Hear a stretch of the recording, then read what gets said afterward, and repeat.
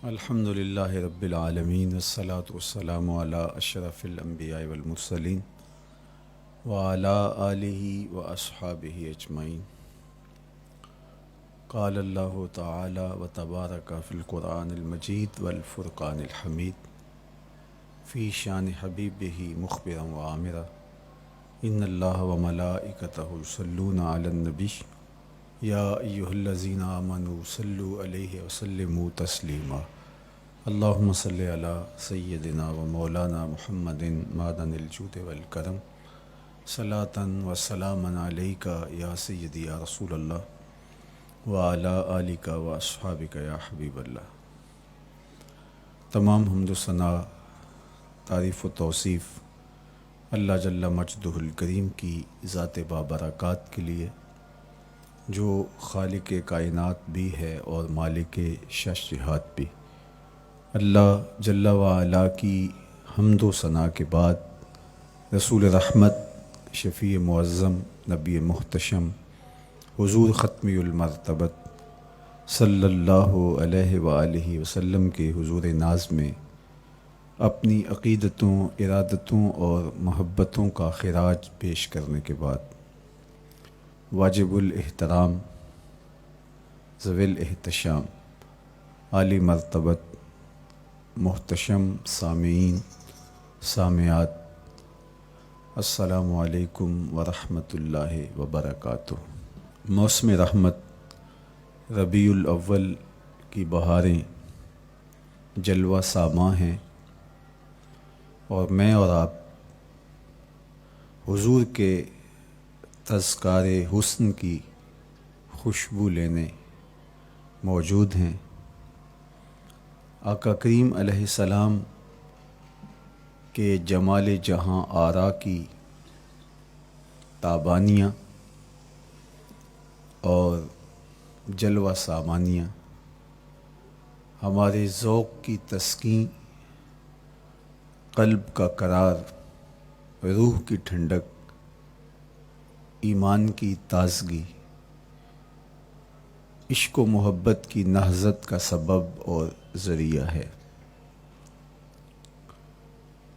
آقا کریم علیہ السلام کے فضائل، حضور علیہ الصلاۃ والتسلیم کے خصائل اور آپ کے شمائل بیان کرنا شروع سے ہی اہل ایمان کا طریقہ رہا ہے۔ خصائل حضور کی سیرت کے عنوان کو کہا جاتا ہے، فضائل حضور کی عظمت و رفعت حضور کے معجزات کا عنوان ہے، شمائل حضور کے اعضائے نور کا تذکرہ جاں فضا ہے، حضور کے حسن و جمال کی باتیں ہیں۔ آقا کریم علیہ السلام کے شمائل پر، خصائل پر، فضائل پر علماء نے بہت کام کیا، تصنیفات چھوڑیں، محدثین نے اس عنوان سے باب باندھے۔ قیامت تک آنے والی انسانیت کے لیے حضور کی سیرت، حضور کے کردار کے عنوانات کتب میں نقش ہیں۔ حضور کی فضل و عظمت کے حوالے، حضور کے معجزات کا بیان، حضور کی رفعت کی کہانیاں اور آقا کریم کو اللہ کی طرف سے عطا کردہ مراتب جلیلہ کا بیان، یہ بھی محبوب موضوع رہا اہل علم کا، اہل محبت کا۔ لیکن حضور علیہ السلام کے شمائل، حضور کی صورت کا بیان، حضور کے حلیہ نور کی باتیں، یہ بھی ترک نہیں ہوئیں۔ عمومی طور پہ ہم شخصیات کے کردار کے حوالے سے، ان کی عادات کے حوالے سے، ان کے خصائل کے حوالے سے، ان کی تعلیمات کے حوالے سے پڑھتے ہیں۔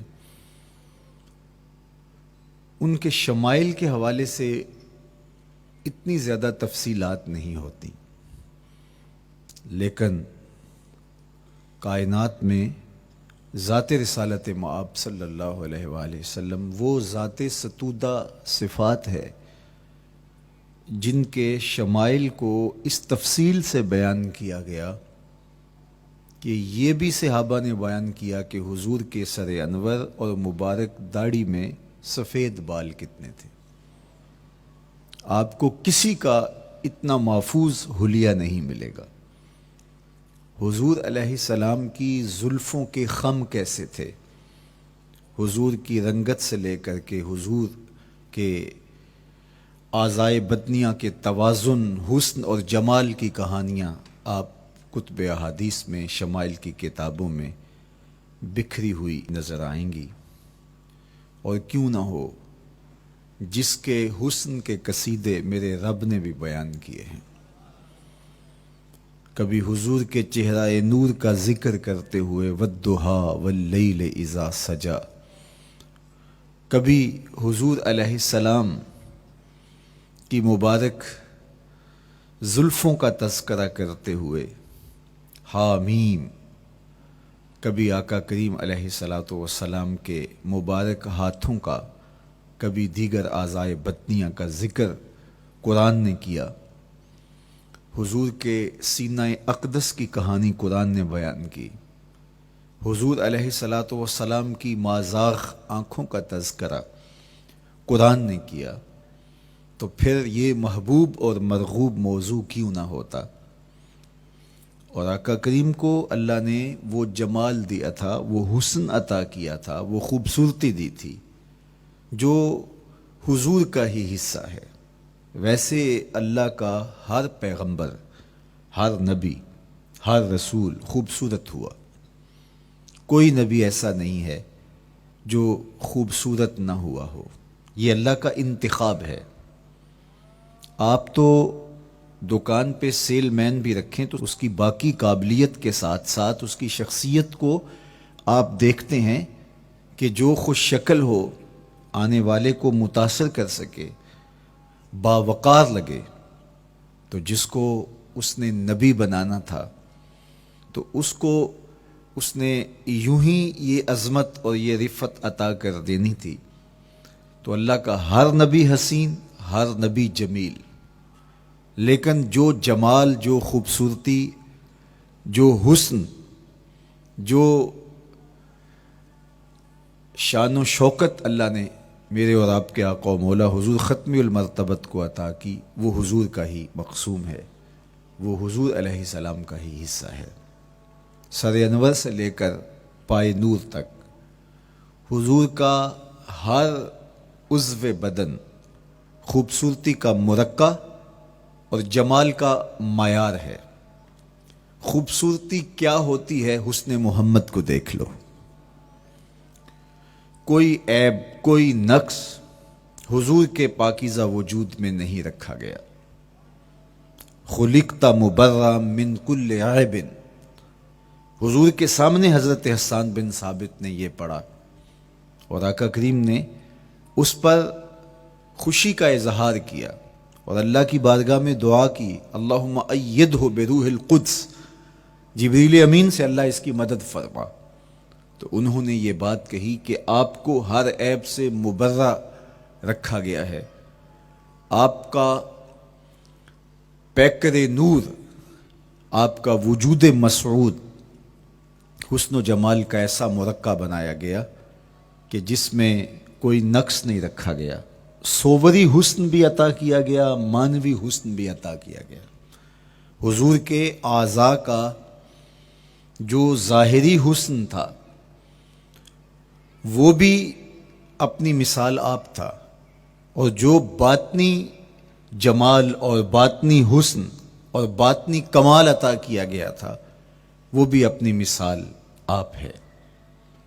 اگر حضور علیہ السلام کے مبارک ہاتھوں کو جمال دیا گیا ہے، لیکن جو توانائی عطا کی گئی، جو طاقت عطا کی گئی، ید اللہ کے جو جلوے ان ہاتھوں میں رکھے گئے، وہ بھی ایک دل آویز کہانی ہے. اگر آنکھوں کی پتلیاں خوبصورت ہیں اور آپ کی مبارک آنکھوں کی چمک سے کائنات اس کو دیکھ کر کے مبہوت ہو جاتی ہے، مازاق کے کجلے اس میں رکھے گئے ہیں، لیکن اس کا معنوی حسن بھی دیکھیے کہ حضور بیٹھے مدینے میں ہیں اور جنت کا مشاہدہ کر رہے ہیں۔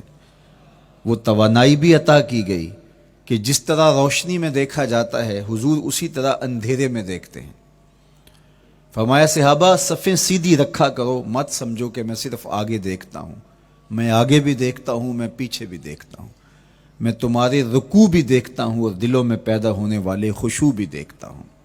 اقبال بولے اے فروغت صبح آثار و دہور، چشم تو بی نندائے ما فی الصدور۔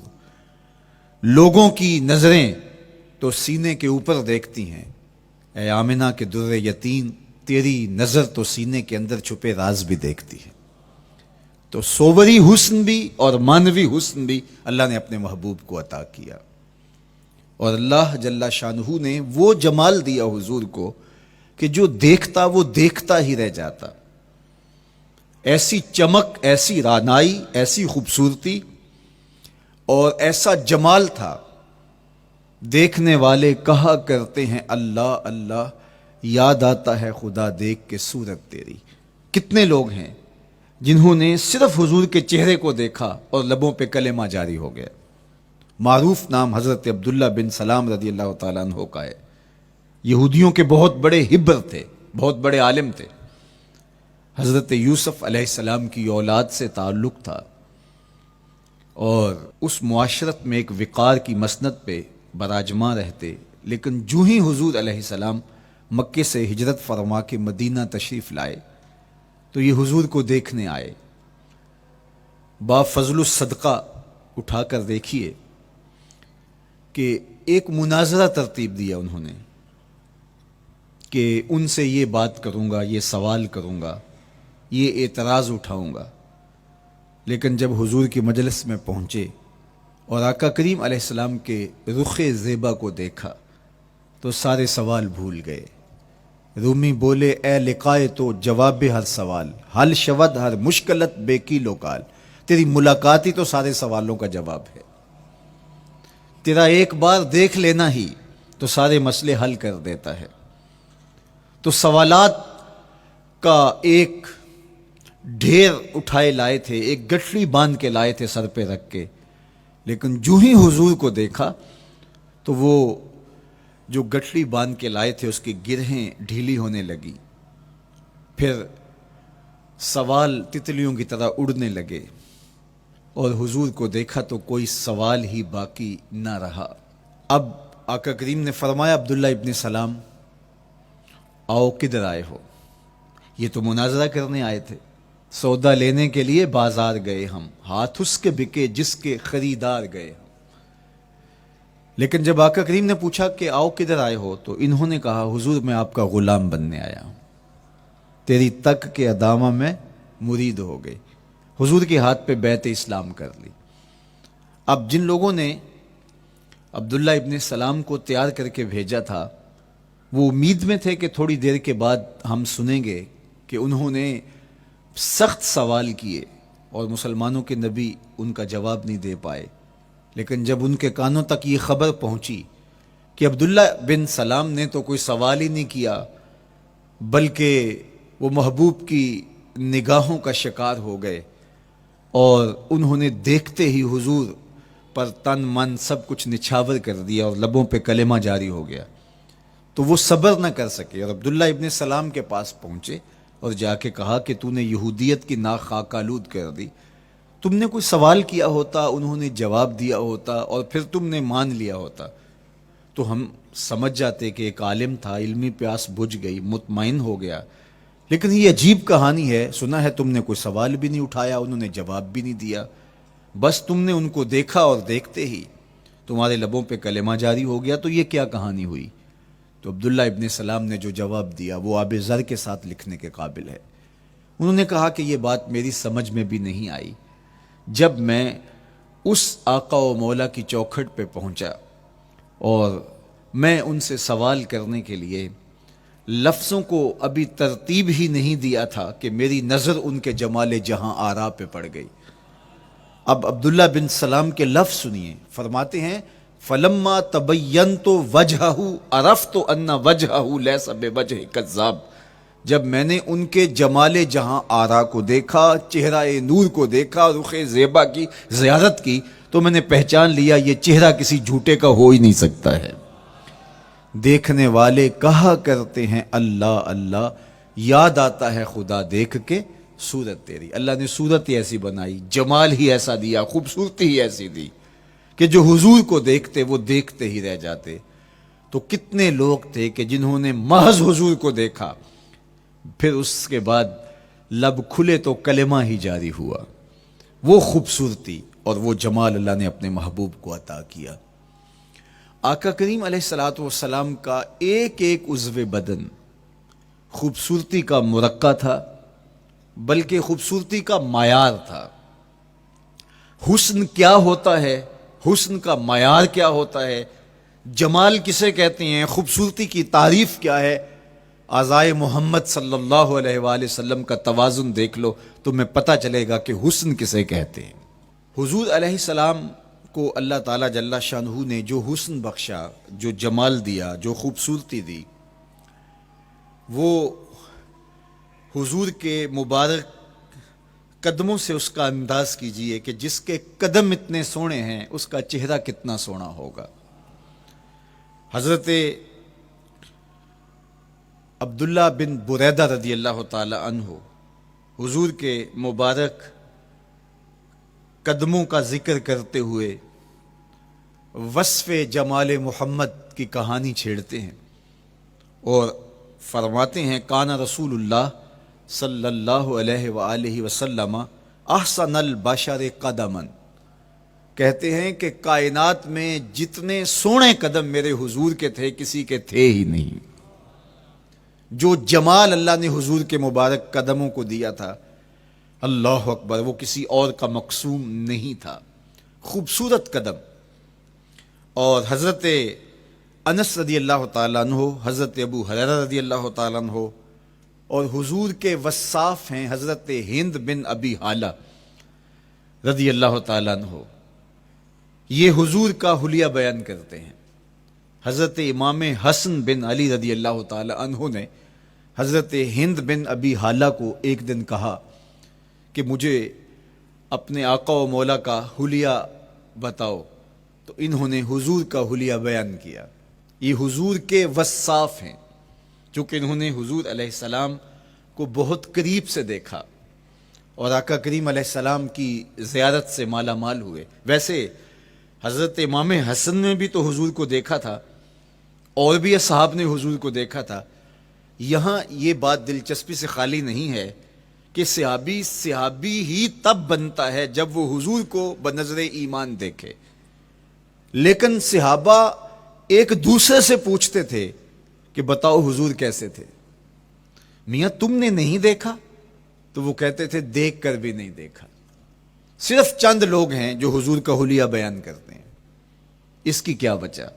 تو علماء نے لکھا کہ حضور کے چہرے پہ جلووں کی تابش ایسی تھی اور حضور کا جمال ایسا تھا اور اس کی چمک ایسی تھی کہ کسی میں ہمت ہی نہیں تھی کہ وہ جی بھر کے دیکھ سکے۔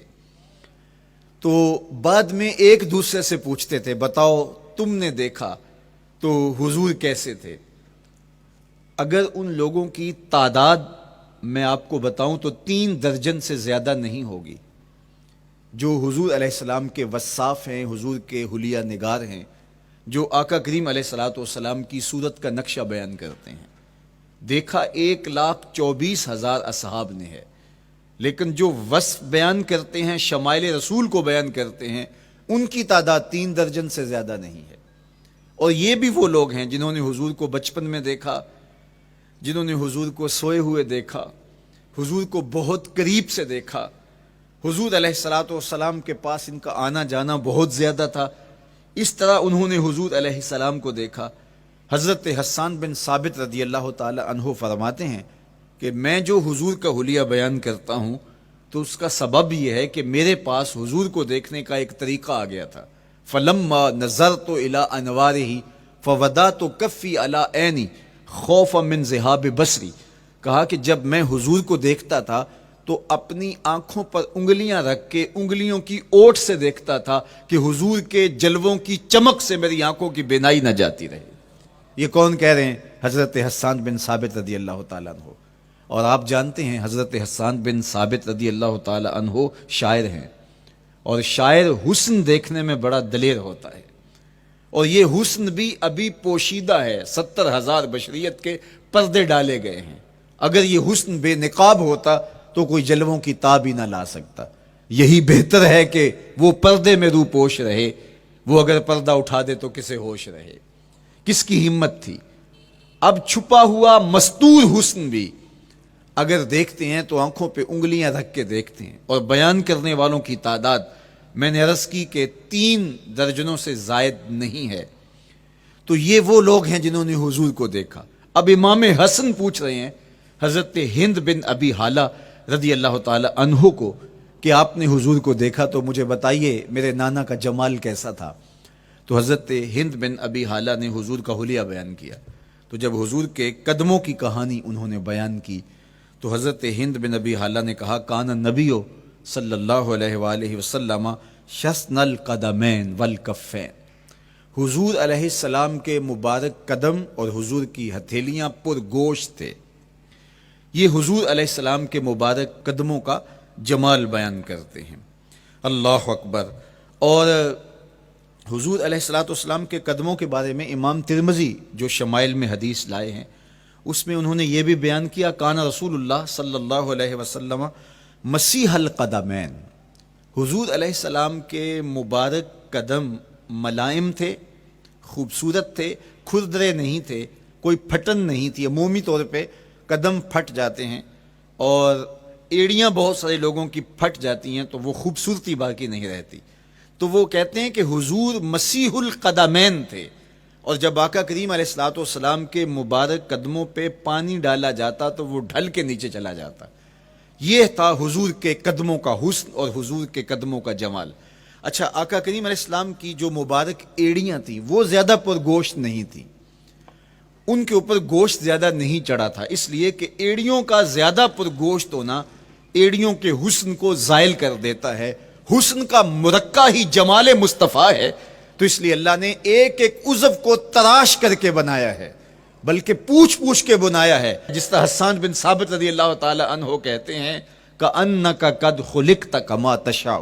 محبوب مجھے تو یوں لگتا ہے جس طرح آپ کے رب نے آپ کو آپ سے پوچھ کے بنایا ہے کہ محبوب بتاؤ کہ میں آپ کے اعضاء کو کیسے توازن اور کیسے حسن اور کیسے جمال دوں. تو حضور کی مبارک ایڑیاں یہ پرگوشت نہیں تھیں، باقی حضور کے پاؤں پرگوشت تھے اور کوئی پھٹن نہیں تھی.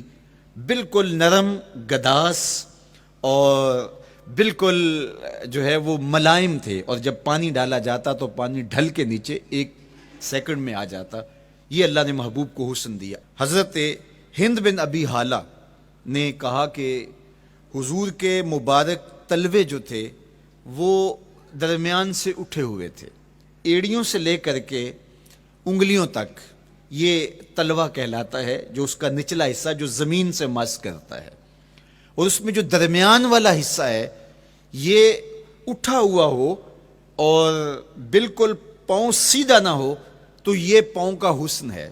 پاؤں کا بالکل سیدھا ہو جانا یہ پاؤں کے حسن کو زائل کر دیتا ہے. اس میں تھوڑا سا خم ہو، جب چلے تو انگلیاں اور پنجے کا جو ہے وہ آگے والا حصہ زمین پہ لگے اور ایڑی لگے اور درمیان والا حصہ زمین پہ نہ لگے. تو یہ حسن ہوتا ہے کسی کے پاؤں کے تلوے کا. اللہ نے محبوب کے مبارک قدم کی پشت کو بھی حسن دیا، حضور کے تلووں کو بھی حسن دیا، حضور کی ایڑیوں کو بھی حسن دیا. سائل الاطراف، حضور کی مبارک انگلیاں قدرے لامبی تھیں اور یہ حسن ہوتا ہے. انگلیاں چھوٹی ہوں، ان کا قد پست ہو تو پاؤں کی خوبصورتی دکھائی نہیں دیتی، لیکن اللہ نے اپنے محبوب کی انگلیوں کو بھی ایک لمبائی عطا کر کے اس کو بھی ایسا جمال دیا تھا یار جو پاؤں کو دیکھتا رہے وہ پاؤں کو ہی دیکھتا رہ جائے. اللہ اکبر. اچھا، بعض احادیث میں آتا ہے کہ حضور علیہ السلام کے مبارک تلوے جو ہیں لیس لہا اخمس، یہ لفظ ہیں کہ وہ اخمس نہیں تھے، یعنی وہ درمیان سے اٹھے ہوئے نہیں تھے، تو اس کا کیا مطلب ہے؟ یہ حضرت ابو ہریرہ رضی اللہ تعالیٰ عنہ سے جو مروی روایت ہے اس میں یہ ہے لیس لہا اخمس، اور حضرت ہند بن نبی حالہ سے جو حضور کے مبارک طلبوں کا حسن بیان کیا گیا ہے تو اس میں یہ بیان کیا گیا ہے کہ حضور علیہ الصلوۃ والسلام کا مبارک قدموں کا طلبوں کا حسن یہ تھا کہ وہ درمیان سے تھوڑے سے اٹھے ہوئے تھے اور یہ خوبصورت پاؤں کا جمال ہوتا ہے۔ تو ان دو چیزوں میں علماء نے تطبیق کی ہے۔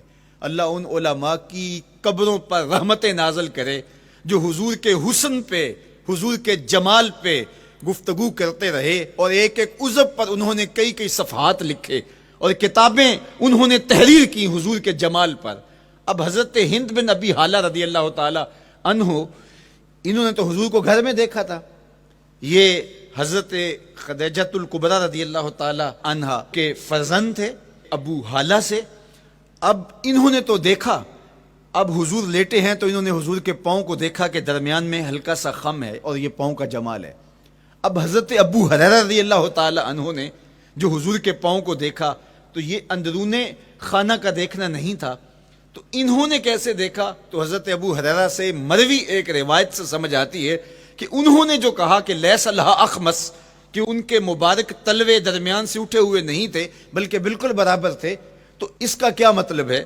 تو حضرت ابو ہریرہ سے ایک روایت مروی ہے، وہ فرماتے ہیں کہ جب حضور علیہ السلام کسی چٹان کے اوپر چلتے تو حضور علیہ الصلوۃ والسلام کا وہاں قدم پڑتا تو وہ اس چٹان کے اندر حضور کا قدم گھس جاتا، وہ موم کی طرح چٹان نرم ہو جاتی۔ اس طرح زمین پر بھی حضور چلتے تو مبارک پاؤں کا جو نشان قدم ہے وہ پورا دکھائی دیتا۔ تو حضرت ابو ہریرہ رضی اللہ تعالیٰ عنہ اس سے یہ سمجھے کہ حضور کے تلوے جو ہیں وہ برابر ہیں۔ تو علماء نے اس پر گفتگو کی ہے۔ ایک تو حضور جب چلتے تھے تو آقا کریم پورے زور سے قدم زمین پہ رکھتے تھے اور اس وقار سے چلتے تھے کہ جس طرح حضور اونچائی سے نیچے کی طرف اتر رہے ہوں۔ تو جب پاؤں کو جما کر کے زور سے رکھا جائے تو پھر جو ہے وہ نشان نیچے پڑتا ہے۔ یا اللہ اپنے محبوب کے لیے زمین کو اور پتھروں کو بھی نرم کر دیا تو پھر حضور کے تلووں کا نقش بھی زمین کے اوپر جو ہے وہ حویدہ ہو جاتا۔ سلطان قاتبائی نے ایک ایسا ہی پتھر جس کے بارے میں شنید تھی کہ اس پر حضور کے قدموں کا نقش موجود ہے، تو انہوں نے 20,000 دینار کے اندر وہ خریدا اور انہوں نے یہ کہا کہ جب میں فوت ہو جاؤں تو حضور کے قدموں کے نشان والا پتھر میری قبر کے سرہانے بطور کتبہ لگایا جائے۔ علامہ شہاب الدین خفاجی علیہ رحمہ لکھتے ہیں ہوا موجود الی الآن، وہ اپنے دور میں کہانی بیان کہتے ہیں وہ آج بھی سلطان قاتبائی کی قبر کے سرہانے وہ پتھر نصب ہے جہاں حضور کے قدموں کے نشان موجود ہیں۔ اللہ اکبر۔ تو آقا کریم علیہ الصلوۃ والسلام کے مبارک تلوے، حضور علیہ السلام کی کم گوشت تراشی ہوئی ایڑیاں اور مسیح القدمین، حضور علیہ السلام کے ملائم نرم گداز پاؤں، ان کا حسن اور ان کا جمال، اور آقا کریم علیہ السلام کے قدموں کی انگلیاں جو قدرے لمبی تھی اور ان میں جو درمیان والی انگلی تھی وہ زیادہ لمبی تھی، اس پر حضرت میمونہ بنت کردم رضی اللہ تعالی عنہا اس انگلی کا حسن بیان کرتی ہیں، کہتی ہیں مجھے شوق ہوا کہ میں حضور کو دیکھوں، تو اپنے والد گرامی کے ساتھ حجۃ الوداع کے موقع پر میں بھی سعادت حج پا رہی تھی، تو حضور کو ملنے کے لیے جب ہم پہنچے تو آقا کریم اونٹنی کے اوپر سوار تھے، ناکا پر جلوہ فراز تھے، تو میرے میں ہمت نہ ہو سکی کہ حضور کے چہرے کو دیکھ سکوں۔ ایسا جلوہ، ایسا جمال، اللہ اکبر، اور ایسا روب اور ایسی چمک چہرے کی اور تابشیں تھیں کہ میرے اندر ہمت نہ ہو سکی کہ میں حضور کے چہرہ نور کو دیکھ سکوں۔ اب آقا کریم اونٹنی پہ سوار تھے تو میں حضور کے مبارک پاؤں کو دیکھنے لگی، میں بس حضور کے پاؤں کا جمال اور خوبصورتی دیکھنے لگی، اسی میں کھو گئی۔ اب حضرت میمونہ بنت کردم رضی اللہ تعالی عنہا حضور کے مبارک قدموں کی ایک انگلی کا حسن بیان کرتی ہیں۔ اللہ اکبر۔ حضرت میمونہ بنت کردم سے یہی ایک روایت مروی ہے، ساری زندگی ان کے پاس سرمایہ یہی تھا، جب کسی مجلس میں جاتی تو وہ کہتی تمہیں بتاؤں حضور کی مبارک انگلی کا حسن کیا تھا؟ یہ سرمایہ ساتھ لیے لیے پھرتی کہ میں نے حضور کی انگلی کو دیکھا ہے، میں نے حضور کے قدم اور حضور علیہ السلام کے تلووں کی زیارت کی ہے. تو وہ اس حسن کو بیان کرتے ہوئے کہا کرتی تھی فما نسیتو فیما نسیتو طولا اصبع قدمہ السبابہ علی سائر اصابعہ. جو سبابہ انگلی ہے، انگوٹھے کے ساتھ والی انگلی کو سبابہ انگلی کہتے ہیں، اور اس کے ساتھ والی انگلی کا جو قد دراز تھا اور باقی انگلیوں کی نسبت وہ انگلی لمبی تھی، کہا اس کا حسن آج بھی میری نگاہوں میں گھومتا رہتا ہے اور ہر وقت میرے تصور میں رہتا ہے. میرے تصور سے کبھی اس انگلی کا جمال ہی ختم نہیں ہوا، انگلی کا حسن ہی کبھی زائل نہیں ہوا، ہر وقت اس کے تصور میں کھوئی رہتی ہوں. یار چہرے کے جمال کو کون بیان کرے گا، یہاں تو انگلی کا حسن بیان نہیں ہو رہا. ابھی وہ شعر پڑھا جا رہا تھا نا کہ قدموں پہ جبیں کو رہنے دو، قدموں پہ جبیں کو رہنے دو، چہرے کا تصور مشکل ہے. قدموں پہ جبیں کو رہنے دو، چہرے کا تصور مشکل ہے. جب چاند سے بڑھ کر ایڑی ہے رخسار کا عالم کیا ہوگا، جب چاند سے بڑھ کر ایڑی ہے رخسار کا عالم کیا ہوگا. تو اللہ نے اپنے محبوب علیہ الصلوۃ والسلام کو وہ جمال، وہ خوبصورتی اور حضور کے مبارک قدم، حضرت عبداللہ بن بریدہ رضی اللہ تعالی عنہ سے مروی روایت، کان رسول اللہ صلی اللہ علیہ وآلہ وسلم احسن البشر قدما، کہتے ہیں جتنے سونے قدم، جتنے من مونے قدم میرے حضور کے تھے، اتنے سونے قدم کسی اور کے تھے ہی نہیں. اللہ نے اپنے محبوب کو وہ جمال، وہ خوبصورتی اور وہ نور عطا کیا تھا. اچھا، یہ قدم، یہ ایڑیاں، یہ مبارک تلوے اور یہ داراز انگلیاں اور ان انگلیوں کی چمک اور ان کی رنگت کا جمال اور خوبصورتی، جہاں اس کا صوری حسن تھا تو مانوی حسن بھی دیکھنے والا تھا. یہ قدم اٹھ جائیں اللہ اکبر تو تقدیر کے فیصلے ہوتے دکھائی دیتے ہیں. ان قدم کی اونچائی، ان قدم کی بلندیاں کہ عرش حق ان قدموں کے بوسے لے رہا ہے. اور میرے امام بولے زہ عزت و اے طلائے محمد، زہ عزت و اے طلائے محمد، کہ ہے عرش حق زیر پائے محمد. قدموں کا حسن وہ بھی دیکھنے والا اور قدموں کی بلندی اور اونچائی اور اس کی شان و شوکت وہ بھی دیکھنے والی. اللہ اکبر. آقا کریم علیہ السلام حضرت ابو بکر صدیق کے ساتھ، حضرت عمر فاروق کے ساتھ اور حضرت عثمان غنی کے ساتھ احد پہاڑ پر تشریف لے گئے. یہ حدیث آپ نے بارہا علماء سے سنی ہے. احد کی چھاتی پہ جب حضور کے قدم آئے، اللہ اکبر، تو وہ خوشی سے جھوم اٹھا، مقدر جاگ گئے، بخت بیدار ہو گئے. ان کے قدم جو کہ اس شاک کی آنکھوں کی ٹھنڈک ہے، جب چھاتی پہ آ جائیں تو کون عاشق نہیں جھوم جائے گا. یہ تو حضور کے قدموں کے حسن کو بیان کیا جا رہا ہے. آپ کی روح رقص کر رہی ہے اور آپ کا دل جو ہے وہ ایک عجیب سرور اور کیف کی وادی میں اور ایک جو ہے وہ خوشیوں کے جو ہے وہ عالم میں نہال ہوتا چلا جا رہا ہے. لیکن یہ قدم جب چھاتی پہ آیا تو پھر احد، ظاہر تو پتھر ہے احد، لیکن حضور سے پتھر بھی پیار کرتے ہیں. فرمایا احد جبل یحبنا ونحبہ، احد ہم سے پیار کرتا ہے، پہاڑ ہے، پتھر ہے، لیکن ہم سے پیار کرتا ہے، ہم اس سے پیار کرتے ہیں. اس کائنات میں صرف سرکش انسانوں اور جنوں کے علاوہ کائنات کی ہر شے حضور سے پیار کرتی ہے، حضور سے محبت کرتی ہے. آؤ میں تمہیں پیار کی ایک اور کہانی سناؤں. مسجد نبوی ہے، آقا کریم تشریف فرما ہیں، منبر پہ جلوہ فراز ہوئے. ابھی واز کا آغاز ہی کرنا چاہ رہے تھے کہ ایک جانب سے رونے کی آواز آنے لگی.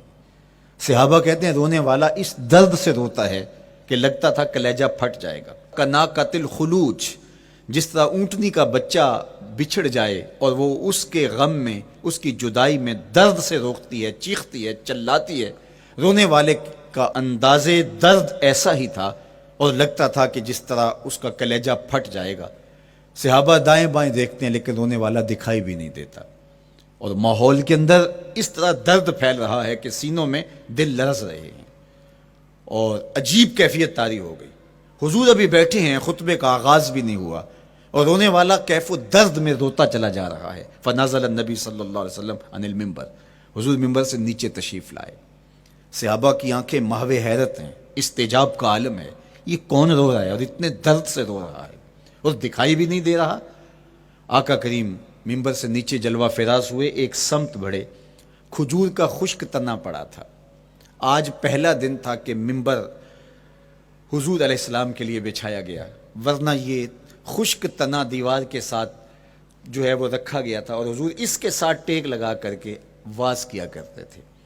جب ممبر بن گیا تو اس کو اٹھا کر کے اب اس کی ضرورت نہیں رہی، ایک کونے میں ڈال دیا گیا.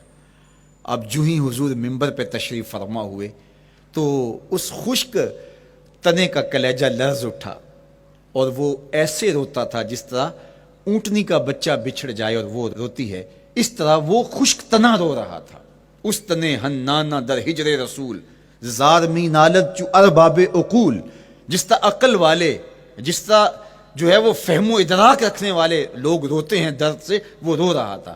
آقا کریم علیہ السلام اس کے پاس گئے اور اس کو اپنی آغوش میں سمیٹ لیا. بچھڑا ہوا بچہ جب اپنی ماں کو ملے تو اس کی ہچکیاں بن جاتی ہیں، اس کی گھگی بن جاتی ہے، تو یہی کیفیت اس کی ہو گئی. اور آقا کریم اپنا دستے رحمت اس کے اوپر پھیرتے چلے جاتے ہیں. بتدریج اس کی سسکیاں، اس کے رونے کی آواز کم ہوتی چلی جا رہی ہے. آہستہ آہستہ وہ خاموش ہو گیا. حضور پھر دوبارہ تشریف لائے اور ممبر پہ خطبہ دینے سے قبل صحابہ کی آنکھوں میں استجاب کا عالم دیکھا، حیرت کی فراوانی دیکھی. فرمایا کہ تم جو سوال کرنا چاہ رہے ہو، جو تمہاری آنکھوں میں پوشیدہ سوال ہے، میں اس کو اچھی طرح جانتا ہوں. لو لم افعل ہاکذا لحن الی یوم القیامہ، اگر میں ممبر سے اتر کے اپنے عاشق زار کو یوں تسلی نہ دیتا، یہ قیامت تک یوں ہی روتا ہی رہتا. حضرت محمد بن سیرین رضی اللہ تعالیٰ عنہ کہا کرتے تھے کہ حضور کی محبت میں ایک خشک تنا بھی زار و زار روئے تو جس کے سینے کے اندر محبت بھرا دل ہے تو وہ حضور کے عشق میں آنسو کیوں نہیں بہائے گا؟ حضور کی یاد میں اس کی آنکھیں آنسو کا خراج کیوں نہیں دیں گی؟ تو وہ خشک تنا حضور کی محبت میں رو رہا ہے. اب ہے یہ پتھر، لیکن میرے حضور فرماتے ہیں کہ یہ پہاڑ مجھ سے پیار کرتا ہے اور میں اس سے پیار کرتا ہوں. اب حضور اپنے اس محب کے گھر تشریف لے گئے اور اس کی چھاتی پہ قدم رکھا تو وہ خوشی سے جھوم اٹھا. فضاربا برجلہ، اپنا مبارک پاؤں زور سے مارا. فقال اسبت احد فانما علیک نبی و صدیق و شہیدان، فرمایا احد ٹھہر جا، تیرے اوپر اللہ کا ایک نبی ہے، ایک صدیق اور 2 شہید ہیں. تو حضور کی مبارک ایڑی کے لگنے کی دیر تھی، حضور کے قدم کی ضرب کی دیر تھی کہ اس کا زلزلہ تھم گیا. میرے امام بولے ایک ٹھوکر سے احد کا زلزلہ جاتا رہا، ایک ٹھوکر سے احد کا زلزلہ جاتا رہا. رکھتی ہیں کتنا وقار اللہ اکبر ایڑیاں. زلزلہ آ گیا اس کے اوپر، وہ جھومنے لگا، لیکن حضور نے اپنا مبارک قدم مارا اور وہ ٹھہر گیا. اللہ اکبر. تو یہ پہاڑ آج بھی اس شاک جب شہر مدینہ میں حاضر ہوتے ہیں تو وہ احد پہ تو ضرور جاتے ہیں، حضرت امیر حمزہ کے مزار پہ حاضری دینے کے لیے اور اس جبل احد کو دیکھنے کے لیے. اور یقین جانیے گا جبل احد کو جب ہم دیکھتے ہیں تو عجیب کیفیات میں ڈوب جاتے ہیں. میں تو وہاں دوستوں کو کہا کرتا ہوں کہ آج پورا مدینہ بدل گیا ہے، یعنی اس کی وہ صورت، وہ کچے مکان، وہ گھروندے، وہ گھر، وہ کوچہ و بازار، وہ کچی سڑکیں، وہ ماحول آج وہ آپ کو نظر نہیں آ رہا. جہاں کچے مکان تھے جن کے اوپر چھت کھجور کے پتوں کی پڑی تھی، وہاں عالی نصب پلازے آپ کو نظر آتے ہیں. فلک بوس آپ کو ہوٹل نظر آتے ہیں. وہ کچی سڑکیں آج آپ کو وہاں دکھائی نہیں دیتی، وہاں تارکول کی بچھی ہوئی سڑکیں دکھائی دیتی ہیں. خوبصورت پتھر لگے ہوئے آپ کو نظر آتے ہیں.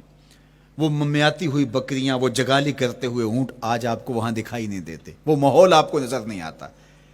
تو پرانا مدینہ اگر ڈھونڈنے نکلیں بھی تو ظاہر ہے اگرچہ ان پختہ اور خوبصورت عمارتوں کے اندر بھی عکس جمال محمد کا پڑ رہا ہے، لیکن وہ پرانا دور اگر آپ تلاش کرنا چاہیں تو وہ آپ کو وہ چیزیں نہیں ملتی.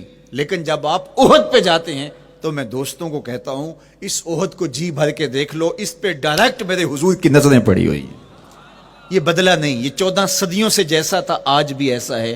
اس پہ میرے حضور کی نظریں ڈائریکٹ پڑی ہوئی ہیں, اور آقا کریم علیہ الصلوۃ والسلام نے اس کو یوں دیکھا ہے. تو یہ احد حضور سے محبت کرنے والا ہے, حضور سے پیار کرنے والا ہے, اور اس پیار کی وجہ سے یہ پتھر قیامت کے دن جنت میں جائے گا, یہ پہاڑ جنت میں جائے گا. یار اگر ایک پہاڑ حضور سے پیار کر لے تو وہ مکین جنت بن جاتا ہے, اور اگر حضور کا غلام ایک عاشق حضور سے محبت کرے تو اللہ اس کو کتنے درجے عطا فرمائے گا. تو آقا کریم نے زور سے قدم مارا اور فرمایا احد ٹھہر جا, تیرے اوپر اللہ کا ایک نبی ہے, ایک صدیق ہے, اور 2 شہید ہیں. اللہ اکبر. تو یہ حضور علیہ الصلوۃ والسلام کے مبارک قدم کی شان ہے, یہ حضور کے مبارک قدم کا جمال ہے اور اس کی خوبصورتی ہے. غزوہ ذات الرقاع کے اندر حضرت جابر کا اونٹ چلتے چلتے تھک گیا, سفر لمبا تھا اور اونٹ کمزور تھا, تو چلتے چلتے اس کو تھکن ہو گئی. اب وہ قافلے سے پیچھے رہتا چلا جاتا ہے, تو اس نے حضور کی خدمت میں عرض کی یا رسول اللہ یہ اونٹ تھک گیا ہے اور میں قافلے کے ساتھ چل نہیں پا رہا. تو آقا کریم علیہ الصلوۃ والسلام نے اپنے مبارک قدم سے اس اونٹ کو ٹھوکر لگائی. فنشط حتی کان ما یملک زمامہ, حضرت جابر کہتے ہیں اس کی لگام سنبھالی نہیں جاتی تھی, اتنا تیز چلتا تھا. یار جس کے قدموں کی ٹھوکر سے یہ توانائی آ جائے اس کے ہاتھوں کی توانائی کا عالم کیا ہوگا. تو اللہ نے صرف حضور کے مبارک قدموں کو صوری حسن ہی نہیں دیا تھا, مانوی جمال اور توانائی بھی عطا فرمائی تھی.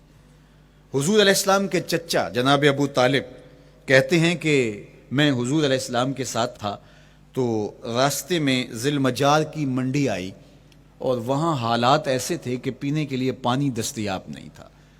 تو میں نے کہا کہ اتشت ولیس عندی ماء, مجھے تو سخت پیاس لگی ہے اور پانی بھی پاس نہیں ہے. فنزل النبی صلی اللہ علیہ وسلم وضرب بقدمہ الارض فخرج الماء فقال اشرب, تو حضور نے اپنے مبارک پاؤں سے زمین پر ٹھوکر لگائی, چشمہ پھوٹ پڑا, اور آقا کریم نے فرمایا چچا پانی پی لیجئے. تو وہ پاؤں اگر زمین پہ لگے تو چشمے پھوٹے, اگر احد پہاڑ پہ وہ پاؤں پڑے تو اس کا زلزلہ جاتا رہے, اور اگر وہ کسی جانور کو حضور ٹھوکر لگائیں تو اس کے اندر اس قدر تیزی آ جائے کہ اس کی باگ سنبھالی نہ جائے, اتنا سریع رفتار ہو جائے. اب ان قدموں پہ کون قربان نہیں ہوگا. یار ان قدموں کو چومنے کے لیے جبریل بھی تو بے تاب دکھائی دیتے ہیں. معراج کی شب جب جبریل حاضر خدمت ہوئے, حضور محو استراحت ہیں, تو جبریل عرض گزار ہوئے مالک تیرا محبوب تو سو رہا ہے. اللہ اکبر, تبارک اللہ, شان تیری تجھی کو زیبا ہے بے نیازی. کہیں پہ جوش لن ترانی, کہیں تقاضے وصال کے تھے. ایک کوہ طور پہ خود چل کے جاتا ہے اور عرض گزار ہوتا رب آرنی انظر الیک, مالک تجھے دیکھنا چاہتا ہوں. اللہ اکبر, سراپا چشم بنا ہوا ہے اور کہتا ہے مالک میں تجھے دیکھنا چاہتا ہوں. جواب کیا آتا ہے لن ترانی, تم نہیں دیکھ سکتے, میرے جلووں کی تاب نہیں لا سکتے. ایک خود چل کے جا رہا ہے اور تقاضا رویت کرتا ہے, اور جواب آتا ہے لن ترانی. اور ایک سویا ہوا ہے چادر اوڑھ کے, اور جبریل کہتے ہیں محبوب اٹھیے, رب آپ کو بلا رہا ہے. تبارک اللہ, شان تیری تجھی کو زیبا ہے بے نیازی. کہیں پہ جوش لن ترانی, کہیں تقاضے وصال کے تھے. تو جبریل حاضر خدمت ہوئے, حضور استراحت میں ہیں, تو آواز آئی یا جبریل قبل قدم ہے, میرے محبوب کے قدموں کو چوم لے. اب جبریل حضور علیہ السلام کے قدموں کو بوسے دے رہے ہیں. کسی نے جبریل سے تصور کے عالم میں پوچھا, حضور کے قدم چومے, حضور کے تلووں کو بوسے دیے, بتا کیفیت کیا ملی؟ تو بولے نہ جنت کی کلیوں میں دیکھا مزہ جو محمد کی تلیوں میں دیکھا. وہ سرور وہاں جو نصیب ہوا.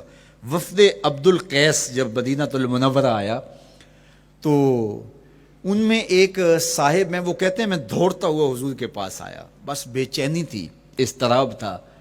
جب آپ مدینہ المنورہ میں جاتے ہیں تو آپ کو جا کے گاڑی اتارتی ہے اور آپ ہوٹل میں سامان رکھتے ہیں, تو پھر کتنی جلدی ہوتی ہے کہ جلدی سے غسل کریں اور جلدی سے نیا لباس پہنیں اور جا کے ہرے گنبد کو دیکھیں, حضور کی مبارک مسجد کی زیارت کریں, ان کوچہ و بازار میں جائیں جہاں حضور کے مبارک قدم لگے تھے۔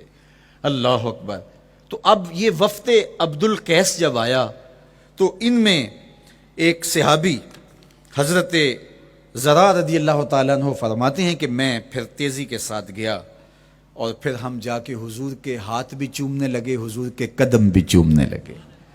یہ سعادت مند قدم جن کے بوسے صحابہ دیتے ہیں، کبھی جبریل کے بوسہ گاہ بنتے ہیں، کبھی احد پہاڑ کی چھاتی ان قدموں کو چومتی ہے۔ یہی قدم ایک موقع ایسا آتا ہے یاد خدا میں، اللہ کے شکرانے میں، نماز میں لمبے قیام میں سوج جاتے ہیں، اور میرا مالک کہتا ہے اے چادر اوڑھنے والے، ساری رات جاگا نہ کر، کبھی سو بھی لیا کر۔ اللہ اکبر۔ تو یہ حضور علیہ السلام کے مبارک قدموں کا جمال اور مبارک قدموں کا حسن اور خوبصورتی ہے۔ اللہ نے اپنے محبوب علیہ السلام کے مبارک قدموں کو صوری اور معنوی حسن سے نوازا، اور یہ حسن حضور کے مبارک قدموں کا ہے۔ پھر جس کے قدم اتنے سونے ہیں اس کا چہرہ کتنا حسین ہوگا۔ ایک سوال اٹھ سکتا ہے کہ حضور کے حسن کو بیان کرنے کا مقصود کیا ہے؟ تو صاحب، کسی کے حسن کو بیان کرنے کا مقصود یہی ہوتا ہے کہ اس سے پیار اور محبت کا ربط قائم ہو، اور اگر قائم ہے تو مضبوط ہو۔ ہم حضور علیہ السلام کے حسن کو بیان اسی لیے کرتے ہیں، اور محدثین نے اس پر باقاعدہ کتابیں اسی لیے لکھی اور کتب حدیث میں باقاعدہ شمائل رسول پہ باب اسی لیے باندھے تاکہ لوگوں کے سینے میں حضور کی محبت کی جوت لگے، اور وہ جو شعلہ جوالہ ان کے سینے میں حب رسول کا ہے وہ اور بھڑک اٹھے، اور بندہ جس سے محبت کرتا ہے پھر اس کی اطاعت بھی کرنے لگ جاتا ہے۔ تو جو محبوب اتنا سونا ہے، اتنا جمال آفریں ہے، اور جس کے قدم اتنے سونے ہیں، پھر اس کے نقش قدم کو کیوں نہ تھام لیں، اس کے نقوش پا کو خض راہ کیوں نہ بنا لیں، پھر ان کے اٹھنے والے قدموں پر اپنی زندگی کیوں نچھاور نہ کر دیں۔ اگر سر پہ رکھنے کو مل جائے نقش نال حضور تو کہیں کہ ہاں تاجدار ہم بھی ہیں۔ یعنی وہ قدم تو قدم رہا، اس قدم کی رعنائیاں، اس کی خوبصورتیاں، اس کا جمال اور اس کا حسن تو حسن رہا۔ جہاں وہ مبارک قدم لگا، جہاں وہ نقش لگا، اگر وہ نقش بھی سر پہ رکھنے کو مل جائے تو کہا کہ اگر سر پہ رکھنے کو مل جائے نقش نال حضور، حضور علیہ السلام کا قدم تو جزو بدن رسول ہے۔ حضور علیہ السلام کے مبارک قدموں میں وہ جو نالین تھی، اس نالین کا بھی نقش وہ اگر سر پہ رکھنے کو مل جائے تو ہم زمانے کے تاجدار کہلائیں گے، اور جن کے سر پہ حضور کا قدم آ جائے ان کا مرتبہ کیا ہوگا۔ تو یہاں اس نقش کو بھی دیکھیے، حضور کے مبارک قدموں میں جو نالین آیا اس کو نالین شریف کہتے ہیں۔ اس نال کو نال شریف یا ان نالین کو نالین شریف کہا جاتا ہے، اس لیے کہ وہ حضور کے مبارک جسم سے جڑ گئے، حضور سے ان کا ربط پیدا ہو گیا، وہ جزو بدن رسول نہیں ہیں، تو اس کا یہ مرتبہ ہے۔ تو پھر حضور علیہ السلام کی شان اور حضور کی عظمت کیا ہوگی، اللہ اکبر۔ بلکہ حضور علیہ السلام کے نالین جہاں رکھے جائیں، وہ کسی نے کہا نا کہ ذرے اس خاک کے تابندہ ستارے ہوں گے، ذرے اس خاک کے تابندہ ستارے ہوں گے جس جگہ آپ نے نالین اتارے ہوں گے۔ وہ جگہ جہاں حضور کے قدم نہیں، حضور کے قدموں سے مس ہوئے ہوئے نالین رکھے جائیں، وہاں جو ذرے اس نالین کے تلووں کو چومتے ہیں وہ بھی آسمان کے ستاروں سے اس شاخ کو حسین دکھائی دیتے ہیں، وہ بھی زیادہ چمکدار دکھائی دیتے ہیں، اور اس شاخ کی آنکھوں کا سرما اور ان کے دل کا قرار اور روح کی ٹھنڈک قرار پاتے ہیں۔ تو یہ ہے حضور علیہ السلام کی نسبت کا احترام اور حضور کی محبت کا اثر جو اس شاخ کے سینے میں محسوس کیا جاتا ہے۔ اللہ مجھے آپ کو اپنی خاص پناہیں، امان اور حفاظتوں کا حصاد بخشے۔ کار ما آخر شدو آخر ز ما کار نشد، مشت خاک ما غبار کوچائے یار نشد۔